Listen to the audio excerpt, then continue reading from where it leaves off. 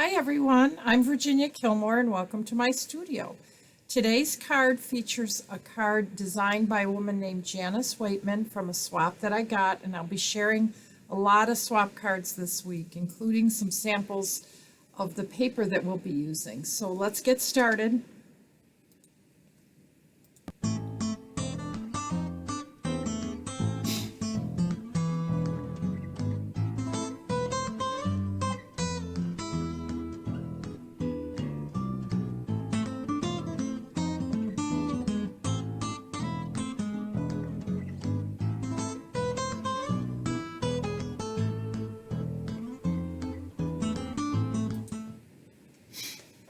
So this beautiful paper is just stunning, and she did such a great job coloring it. It just doesn't show up well.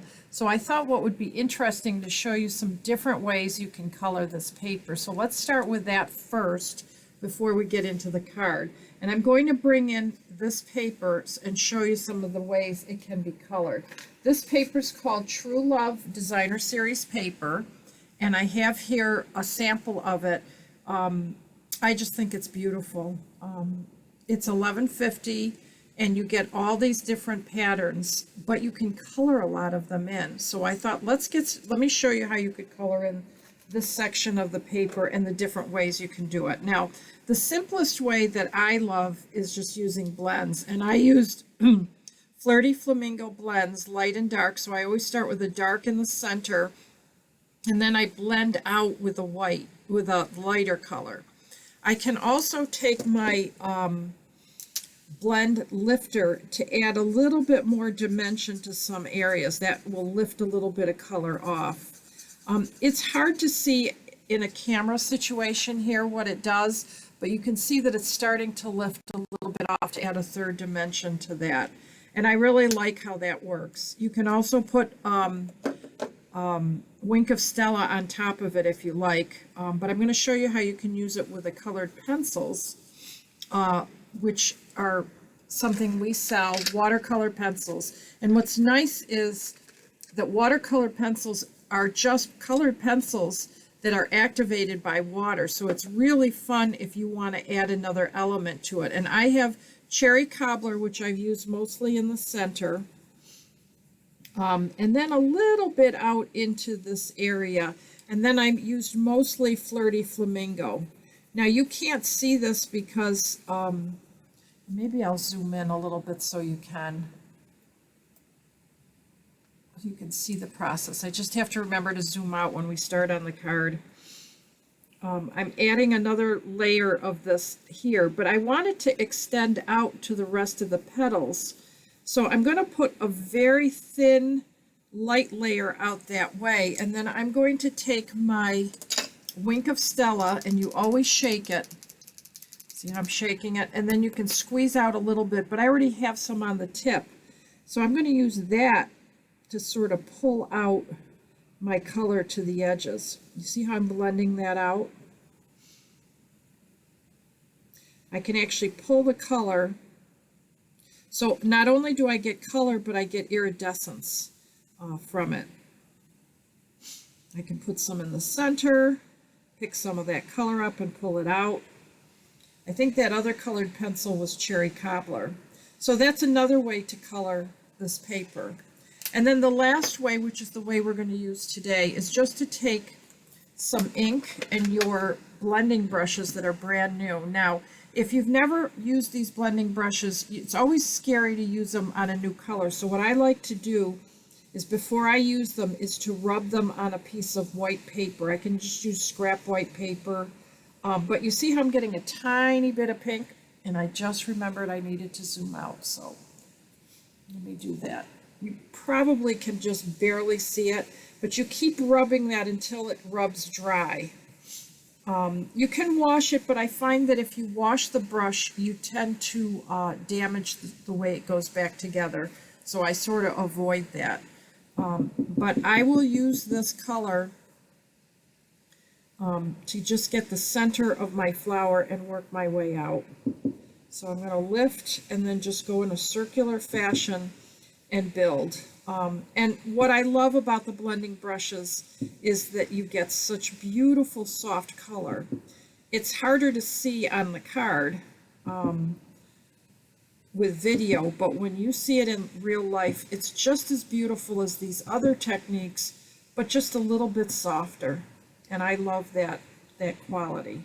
So that's a third way to color in. You could use your daubers, but the blending brushes are amazing, and I'm so happy I have them. I've been waiting for Stampin' Up! To come out with them, and I keep building. Now, if you go out of the line, that's okay, but those are 3 different ways: blends, blending brushes, and watercolor pencils. So I thought that would be of interest to you today to learn about that. So let's get started on our card. We need to color in some of our paper. I've spent all this time teaching you, but I didn't actually color in our paper.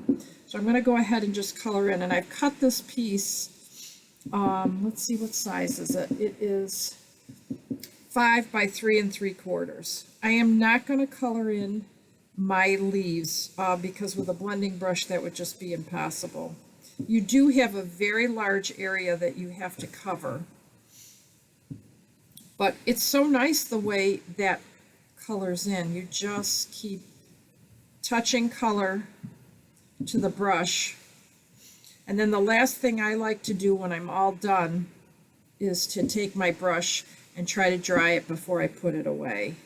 And I do that by just rubbing it on a surface. Maybe I'll rub it on the back side of this paper. So I'm coloring all the flowers on here that are showing that have centers. That's the only ones I'm coloring in. I can add a little color here if I like, but I think these are the ones that are the most important. And they're soft, and it's a little blush of color. It's really pretty. I'm using Blushing Bride ink because that matches the paper I'm going to have in the background. Blushing Bride is a very soft color, so I have to go easy. I don't have to, worry about getting too dark too quickly. Like if I was using Night of Navy, I'd have to be a lot more careful.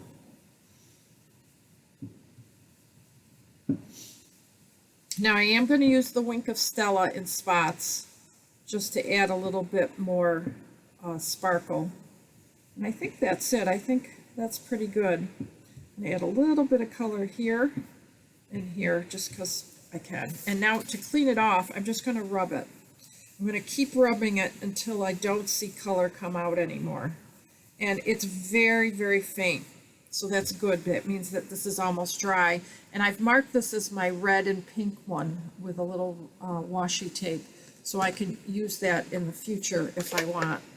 So my card is just about done because I've got that colored in. I am going to use my Wink of Stella a little bit along the edges to color in my centers and just work my way out into the pink that I have. I'm being pretty sloppy with this, but the Wink of Stella is so pretty. It just adds another little element of fun that probably is not really visible to you, but you can see the sparkle when I flip it. Okay, so now let's put our card together. We have to put all of these layers together first and then put our ribbon on.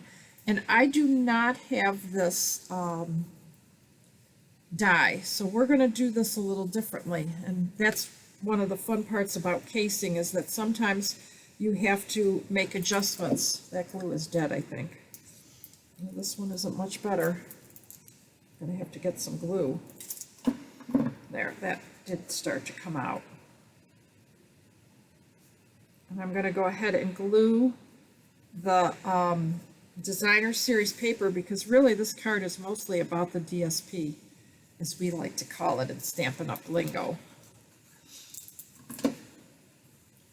I'm going to put my ribbon on, and then I can go ahead and attach it to the card and then work on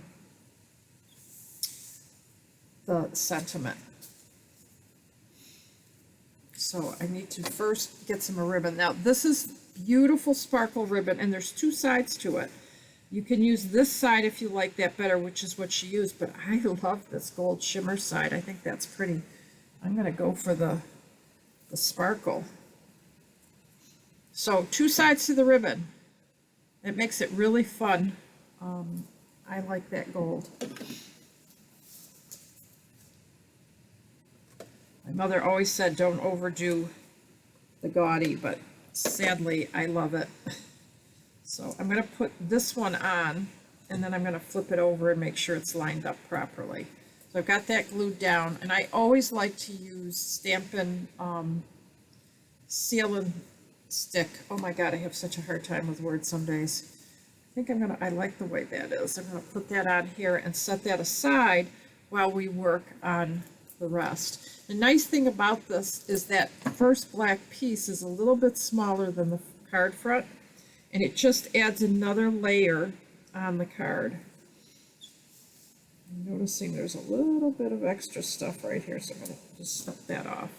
Set that aside, and let's work on our sentiment. Okay?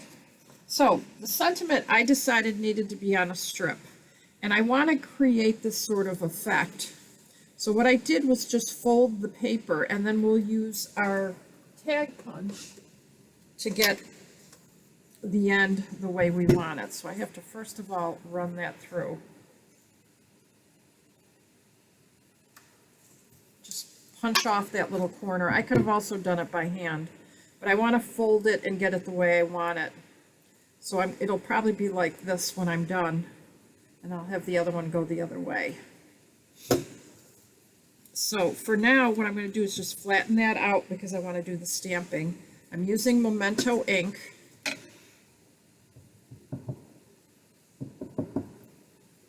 And this is the first time to stamp with us, so it may not stamp perfectly the first time. Usually I'll stamp on a scrap piece of paper, but I'm being daring here. Wow, that was perfect. That's from this art gallery stamp set.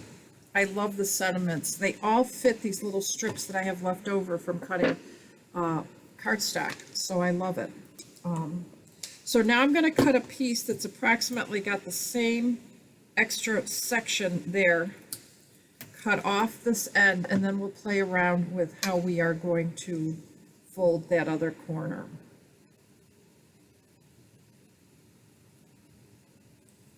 Okay, got it.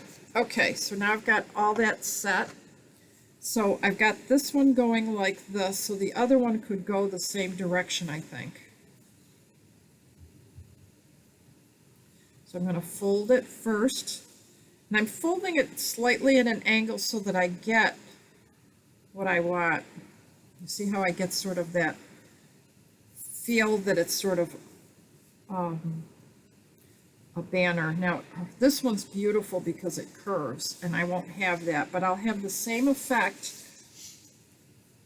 without having to buy that die, and I kind of like that. And I think I'm going to glue it here and here, and then let that pop up. So I'm just going to add a little bit of glue. The one problem will be letting it sit for a while on top of that ribbon, because the ribbon takes a little bit longer for it to dry. There. So I got the same effect as the other card without having to go and buy a fancy die. I thought that was a pretty cool idea. What do you think? Did I do a good job? I have a little piece of yesterday's wobbler, Monday's wobbler. I hope you didn't miss me yesterday, but okay, so this just has to dry before that'll sit the way I want it. Anytime you glue something to fabric, it takes just a little bit longer. I'm going to zoom in so you can see how the difference between these two. They're not too bad. But I was so proud of myself for being so inventive. Now tomorrow is Template Thursday, but before we leave, I want to show you some of the other cards that I have. Now, this is a masculine card using the polka dot fabric. I thought that was beautiful. And then this is another stamp set, but I love this paper. It's just so pretty. And very simple paper using the diagonals. And I thought one last thing we should do is put a little bit of bling on here. So I'm going to get my opals, which I can't find right now. Actually, I think I'm going to use, there they are. She used black matted dots, which I think are pretty, but you know me, I'm always changing up stuff. I'm going to use the opal rounds. I love those. I've used them quite a bit already. And I always like to do things in sort of a triangular shape to draw your eye around an object. I don't like it. Okay, right there is good. So, black matte ones versus the opals. You let me know which one you like better. You probably can't see the opal ones very well, but I still like them. I hope you have a great day, and I hope you enjoyed today's presentation. I'll see you tomorrow at 1.